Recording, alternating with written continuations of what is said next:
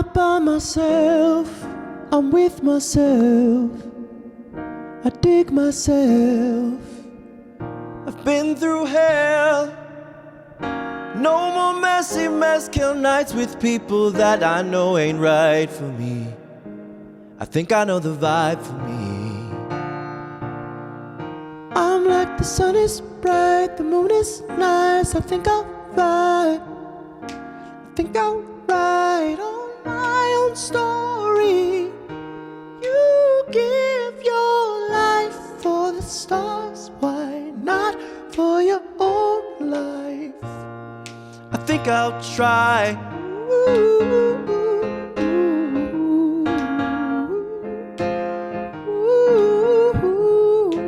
Good kind of lonely.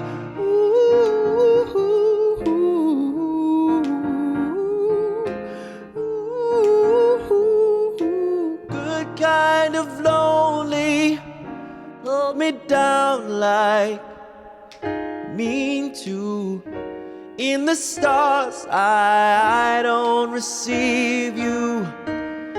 In the stories, I leave you. Close the door, I don't receive you.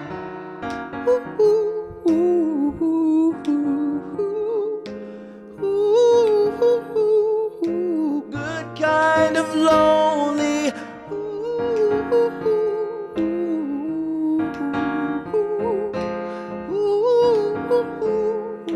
Good kind of lonely.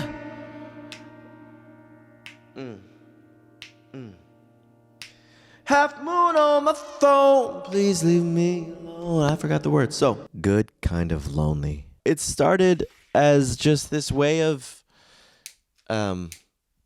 expressing myself in my singlehood, coming out of a jarring, critically painful breakup that was maybe the most painful experience of my life to date. You know, lawyers, dogs, property. It was messy. And it took me almost 2 years to right the ship internally, physically, mentally, socially. I had to move across the country just to find my way again. And I think it was a very important process for me. I don't know if anybody can attest to this feeling. It sucks. But there's something really beautiful about being reborn, servicing yourself, repurposing yourself, just rediscovering yourself. It's really easy to get lost in a toxic relationship, and it's easy to point fingers, but at the end of the day, it's your decisions in your life, who you spend your time with, how that affects, yourself, your family members.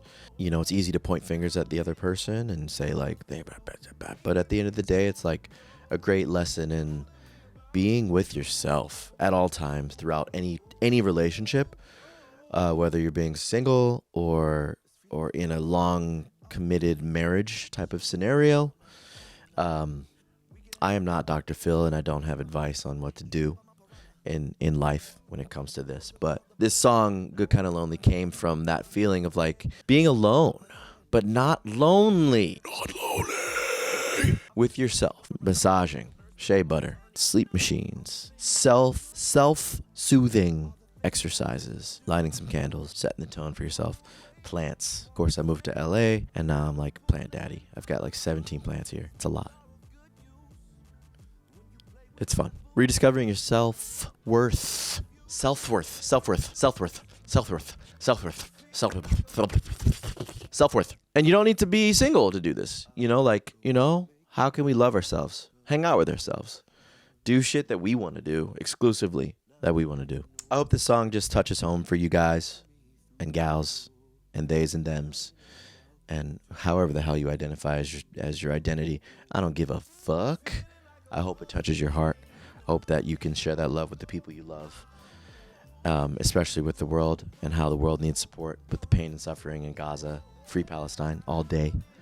I hope that we can find solace within ourselves as much as possible. I wrote this song with Charles Gould, amazing drummer in New York. He's maybe one of the stupidest drummers I've ever heard. Technique, crazy. And we added some additional ridiculous bass playing from Spencer Zahn, who is a ridiculous artist in his own right, in his own path. He's scoring films featuring like monstrous, amazing people, and he's recording records all the time. What does this make you feel? You know, when you hear this record, how do you feel? What comes to mind?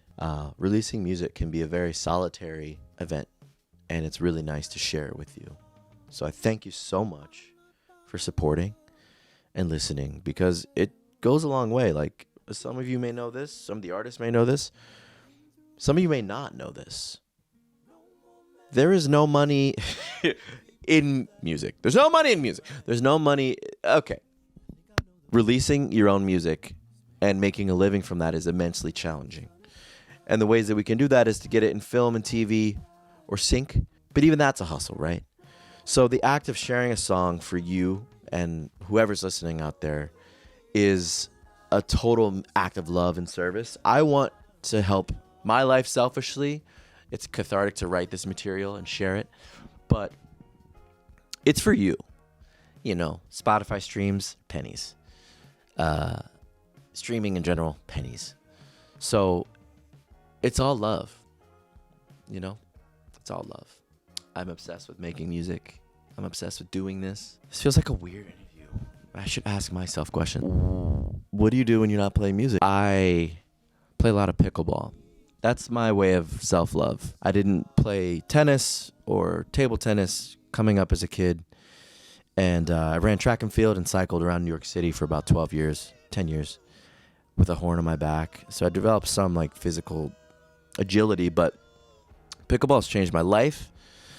And that's definitely my way of navigating loneliness, because I go out on the court and I play with people from all different ethnicities and identities and cultures, ages, age demographics, age ranges. It's really cool. If you have successfully watched all of this long rant of a video, let me know, because you just might win yourself. I've got nothing to offer you. I have a bag of stuff that it's half eaten. That was my dinner last night.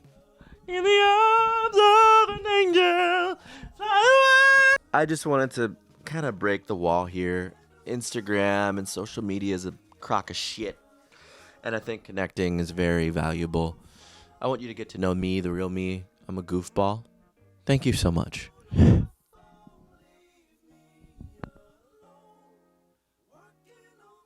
got nothing else to say here. Have a good night.